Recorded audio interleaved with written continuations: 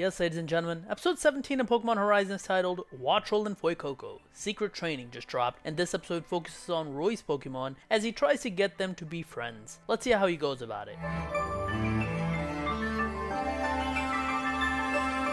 This episode begins with Liko pacing back and forth outside of Dot's room after finding out that she is Nidothing. She is still nervous even though she's known her. However, the focus here is really on Roy and his Pokemon. Wattrel and Fuecoco aren't getting along. Anytime Wattrel is trying to do something, Fuecoco somehow annoys it. For example, Wattrel's just trying to bask in the sun, but Fuecoco keeps blocking it. Fuecoco and Roy are singing, but that annoys Wattrel. Even when trying to eat, Wattrel just wants to be left alone, so they're constantly fighting. However, as Roy is calming them down, he sees Cap and Freed's Charizard battling each other. Freed tells Roy that battling can deepen bonds and relieve stress, so he gets an idea. He wants Wattrel and Fuecoco to take on Cap. It's a fun battle here. For the most part, it's Cap dodging all of Wattrel and Fuecoco's move until the very end, where it causes them to collide with each other to get the victory that way.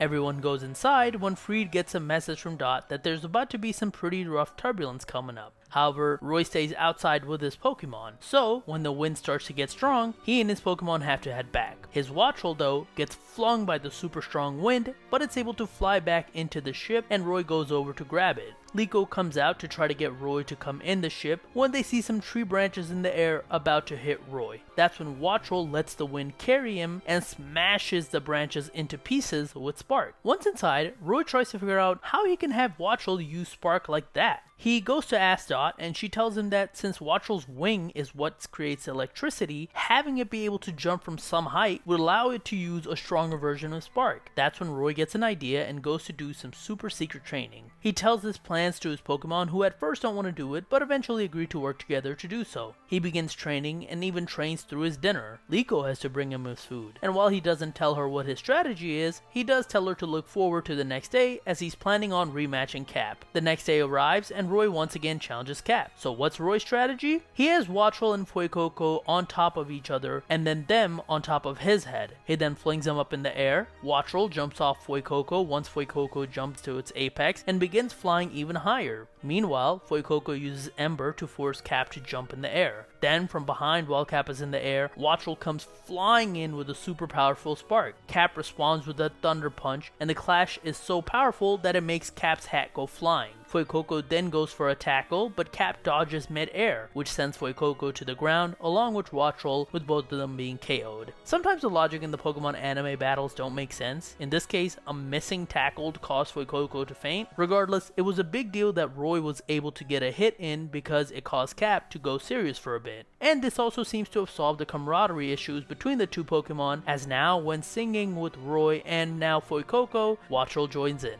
Roy notices that Cap flew in mid-air, which is interesting because the episode ends with Cap training and looking like it's about to go flying. It looks like we're getting ready to learn a bit more about Cap's history. Overall, this was a good episode. I wish the battles were a bit better, but I can understand why they aren't. We're seeing all small bits of progression between Roy and Liko, so Roy's battles right now can't be insane. It's the same reason why, as they talk about in this episode, Liko still hasn't caught a second Pokemon yet. Since she's a new trainer, it has to be a slow ascent for her. It's realistic, but it does feel strange because in episode 3 of the original anime, Ash had already caught his second Pokemon, and by episode 6, he had his first major gym battle. So far, we've only had one major fight from the kids, which was great, but they didn't even fight that one individually. That was all 3 of them. The characters haven't had their own awesome battles yet, singles wise, so I hope that happens in the future. With that being said, like in any previous Pokemon series, episodes where training happens can be some of my favorite episodes in this series. In this case though, the training isn't shown, which is unfortunate, but the episode is still a fun watch as Roy figures out how to use his Pokemon better. Cap's strength also seems to be very random. At certain times it can just one-shot things, and other times it can't. However, I think it does show that it's an incredibly strong Pokemon. Watching this episode, by the way, made me even more upset about Trip beating Pikachu because of what Cap did in this 2v1. That's what Pikachu should have done to Trip Snivy too, but that's a story for another day. Overall, a fun episode, and I can't wait to learn more about Cap's history next episode. But what did you guys think about this episode? Let me know in the comments down below. Be sure to like, share, subscribe. You can follow me on Twitter at @PdGaming, and that's it. I will talk to you guys later. Peace.